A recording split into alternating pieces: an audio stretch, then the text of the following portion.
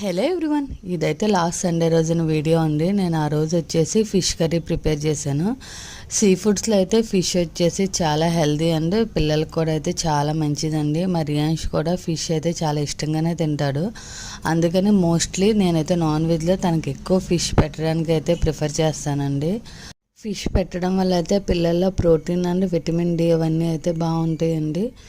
Fish pulls అయితే ఒక్కొక్కరు ఒక విధంగా పెడతారు. మా ఇంట్లో అయితే ఇలానే చేస్తారండి మోస్ట్లీని. సో ఆనియన్స్ అయితే ముందు పేస్ట్ చేసుకుని అవి వేయించేసుకున్న తర్వాత అయితే అందులో కొంచెం కారం వేసుకుని కొంచెం ఉడికించాలండి. తర్వాత వచ్చేసి అయితే చింతపండు పులుసు అయితే వేసేసుకుని అది కూడా ఉడికినాక చేప ముక్కలను అయితే వేసి ఉడికించుకోవాలండి. చేప అయితే త్వరగానే ఉడికిపోద్ది కదా. సో ముందుగానే పేస్ట్ చేసి పెట్టుకున్న మసాలా అయితే అందులో యాడ్ చేసుకున్నామండి. సో దాంట్లో లాస్ట్లో అయితే మా హస్బెండ్ వచ్చేసి వంకాయలు అవి యాడ్ చేశారండి. మేమైతే యాడ్ చేయం, తనైతే యాడ్ చేస్తారు అలాగా.